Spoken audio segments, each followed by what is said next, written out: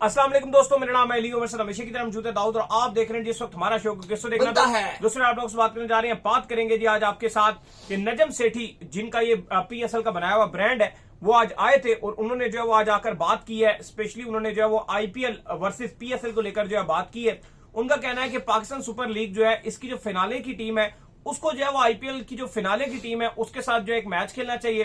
कह रहे हैं जी हमारा बड़ा ड्रीम है कि हमारे प्लेयर्स जो है वो आईपीएल में जाकर खेलें और इंडिया के जो स्टार प्लेयर्स हैं वो पीएसएल में आकर खेलें। उनका कहना है कि बीसीसीआई जो है वो उनकी जो गवर्नमेंट है वो उनको मना कर देती है। हमेशा से हमारी तो एक कोशिश होती है और हमने तो डोर हमेशा से जो है वो ओपन रखे होते हैं। ये क्या सारी सूरत हाल है, इस पर बात करेंगे। रिजवान को बहुत हैवी क्रिटिसिज्म का सामना है क्योंकि रिजवान के कल दो ऐसे बयान चले जो कि बड़े ही लोगों को चुभे। एक बयान यह था कि हमको अच्छा तो नहीं कर सके हैं तो आप जो है पाकिस्तान सुपर लीग को एंजॉय करें, पाकिस्तान का सबसे बड़ा टूर्नामेंट है उसमें अभी ज्वाइंटमेंट ढूंढे। दूसरा बयान यह था भाई साहब का कि अब मेरे हाथ में कुछ नहीं है, अब जो हो रहा है वो ऊपर से हो रहा है, मेरे हाथ में कुछ नहीं है। ये क्या सीन है, इस पर ही बात करेंगे। तो अगर आप हमारे चैनल पर पहली बार आए, चैनल को लाजमी सब्सक्राइब करें, साथ ही बेल आइकन में जाना। तो बात का आगाज करते हैं नंबर 1 खबर के साथ जो हमारे पास आ रही है।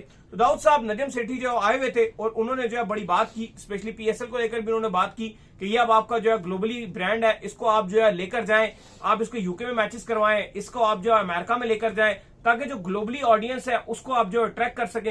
फिर उन्होंने जो है आईपीएल के हवाले से बात की कि हमारा बड़ा ड्रीम है कि हमारे प्लेयर्स जो है आईपीएल में जाकर खेलें, इंडिया के जो प्लेयर्स हैं वो पीएसएल में आकर खेलें। फिर उन्होंने कहा कि एक मैच ऐसा भी होना चाहिए कि जिसमें IPL champions versus PSL champion जो है वो दोनों आमने सामने होने चाहिए, दोनों का जो है वो एक मैच होना चाहिए। उन्होंने कहा इस पर हम तो हमेशा से तैयार रहते हैं, हर अपॉर्चुनिटी के हवाले से, इवन आप किसी और वेन्यू पे भी कराएं तो हम तैयार रहते हैं। लेकिन जो गवर्नमेंट है बीसीसीआई को, इंडिया की जो गवर्नमेंट है वो उनको खेलने नहीं देती है।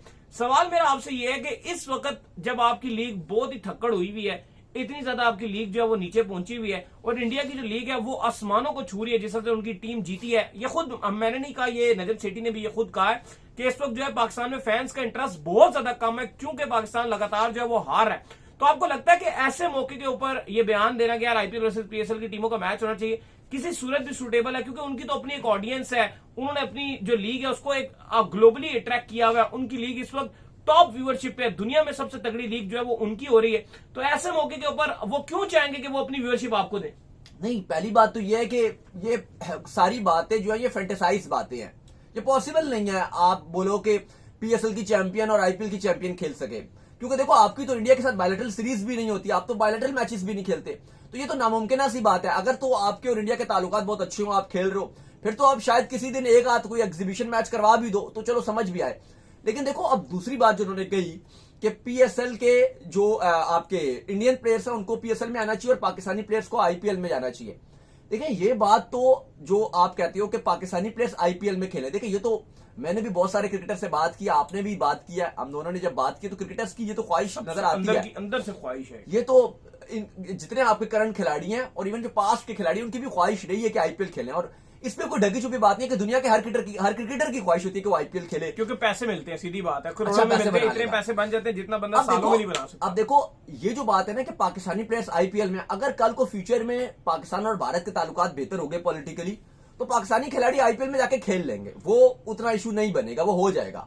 लेकिन ये वाली बात ना कि इंडियन खिलाड़ी पीएसएल में आके खेलें, ये कभी भी नहीं हो सकता और ना कभी होगा, चाहे ताल्लुकात आपके भाईचारे वाले भी हो जाएं।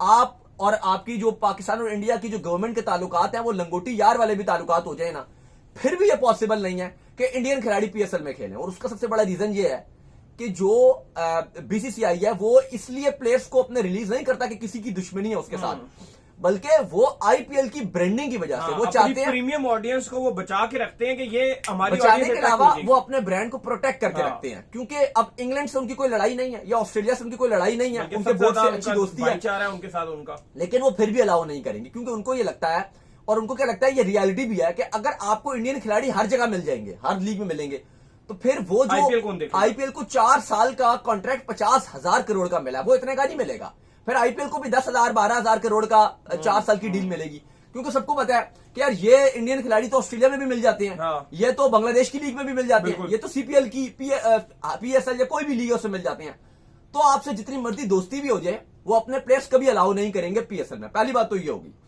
अब देखो दूसरी बात जो उन्होंने कही कि पाकिस्तान की चैंपियन और पीएसएल की चैंपियन और आईपीएल की चैंपियन खेले, देखिए इसमें सबसे एक और बड़ी बात यह है कि ये तो अब पॉसिबल हो नहीं सकता और ना ये हो रहा है, क्योंकि इस टाइम जो आईपीएल ने अपने आप का एक जो स्टैंडर्डाइज भी अगर आप देखें ना, इवन अगर आप मैच भी करवाएं इन दोनों टीम्स का, जो उनकी टीम में स्टार्स फॉरेन खिलाड़ी खेल रहे होते हैं और जो पीएसएल में खेल रहे होते हैं, उनमें बहुत फर्क है, क्योंकि वो आईपीएल में करंट खिलाड़ी खेल रहे होते हैं। उन्होंने इतने ज्यादा पैसे दिए होते हैं कि अगर हम पीएसएल की सैलरी से कंपैरिजन करें तो 10 गुना 12 गुना से भी वो ज्यादा बनते हैं जो आईपीएल में सैलरीज मिल रही है फॉरेन प्लेयर्स को।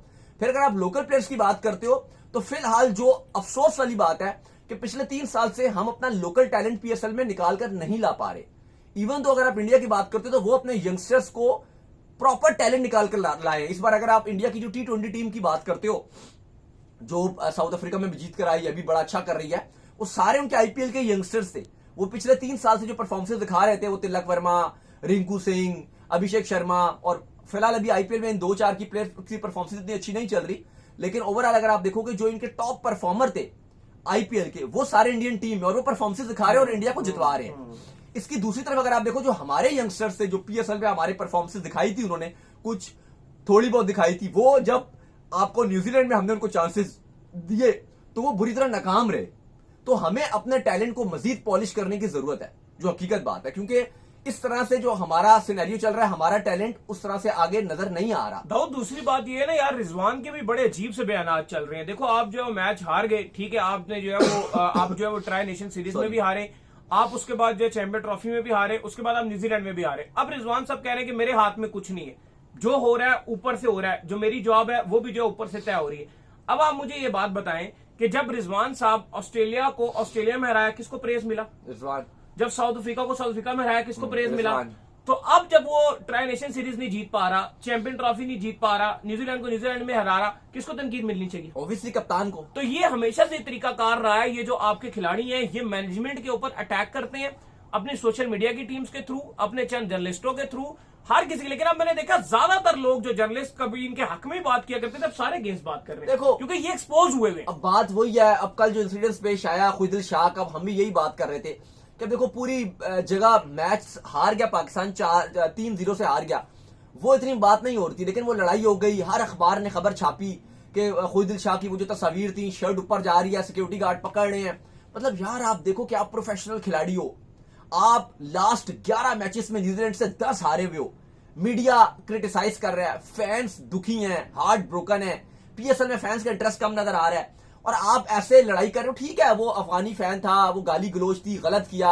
हम कह रहे हैं यार, कि आपको, हम कहते हैं कि आपको उस फैन के अगेंस्ट एक्शन लेना चाहिए। उसने जो हरकतें हो गया उसके अगेंस्ट, उसको जो है ना वो 2 साल के लिए न्यूजीलैंड के ग्राउंड्स के लिए बैन कर दिया गया। बिल्कुल सही किया, मैं वही बात कर रहा हूँ कि एक्शन लेना चाहिए था आपको। आप हर चीज ओके हुई है, हर चीज ठीक है, लेकिन आप ये देखो कि उस फैन का नाम अभी तक रिलीज किया नहीं किया, ना कोई उसकी शक्ल को इस तरह से कोई हाइप है। हर अखबार ने दुनिया के खुदिल शाह की तस्वीर छापी भी, और छापी भी कैसी है, शर्ट ऊपर है, पेट नजर आ रहा है। मतलब आप ये देखो कि ऐसा लग रहा है कि गली मोहल्ले का कोई लफंगा कोई लड़ाई कर रहा है। मतलब इतना बैड इमेज है, पाकिस्तान का स्टार क्रिकेटर है, हम इतना प्रेस करते हैं खुदिल शाह को कि पाकिस्तान टीम में आना चाहिए, लेकिन आप ये देखो कि दुनिया में मैसेज कैसा जा रहा है कि यार हमारे क्रिकेटर ऐसे हैं। अच्छा, एक जेंटलमैन गेम है यार। जो है ना, जब आपका पाकिस्तान ने हराया था भारत को, तो वहां पर कुछ पाकिस्तानी फैंस थे जिन्होंने नारे मारे थे, बाप कौन है, बाप कौन है करके। मोहम्मद शमी आगे बढ़े, एमएस धोनी पीछे से आ रहे थे, उन्होंने बड़े तरीके से कूल वे में मोहम्मद शमी को लेकर निकल। अब वहां पे अगर नहीं होता कोहली तुझसे चेज, इस तरह के भी नारे पाकिस्तानी फैंस ने भी मारे, इंडिया की तरफ से भी लगते हैं, दोनों तरफ से नारेबाजी खुली होती है। बाबर के लिए खुला जो है वो, अब मुझे याद है कि बड़ा गंदा स्लोगन जो है वो इंडिया में यूज हो रहा था, मैं वो यूज नहीं कर सकता यहाँ पे। सारों ने नारे मारे, किसी ने ट्रैक किया, पाकिस्तानी किसी खिलाड़ी ने नहीं किया, किसी इंडियन के खिलाड़ी ने रिएक्ट किया, या बाबर ने रिएक्ट किया, किसी ने रिएक्ट किया। और हमने देखा चलो एक हल्का बुल्का मुंह से बोल भी दिया, और इधर तो निकल गए, दे देते हैं खिलाड़ी, मुंह से बोल देते हैं।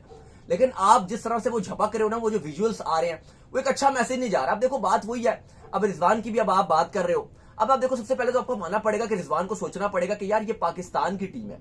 आपने पहले इतना टाइम आप कप्तान नहीं थे, लेकिन आपने अपनी मर्जियां चलाई कप्तानी ना होने के बावजूद भी। अब आप टीम के कप्तान हो, अब आप थोड़ा सा, अब आपकी कितनी क्रिकेट बाकी रह गई होगी, अब आपको पता चला आप कप्तानी में बैठे हो, थोड़े से आप पाकिस्तान के लिए भी फैसले ले लो। अभी आप ये देखो कि जिस तरह से अब ये विकेट कीपर में जान के उस्मान खान को टीम में रख लेते हैं, इनको पता है कि कोई रोला नहीं है। अभी हल्का सा यंगस्टर्स को चांस मिला, इवन अभी साइम वगैरह ने आना है, लेकिन अभी थोड़े से यंगस्टर्स को चांस मिला तो रिजवान और बाबर वगैरह को बुरा लग गया। इस बीच जो रिजवान ने बयान दिए हैं कि भाई मैं तो T20 टीम में मुझे जो इस तरह हटाया है वो हमारी मर्जी के बगैर किया है, तो उन्होंने तो डायरेक्ट ये मैसेज दिया है। तो बड़ी अजीब सी बात है। तो चलिए, उम्मीद करके आज हमारे शो आपका वीडियो को लाइक कीजिए, हमारे चैनल को सब्सक्राइब कीजिए, साथ में बेल आइकन को बजाइए, एक और काम कर लीजिए, हमारे फेसबुक पेज को फॉलो कीजिए, लिंक डिस्क्रिप्शन में। नेक्स्ट वीडियो में। अल्लाह हाफिज।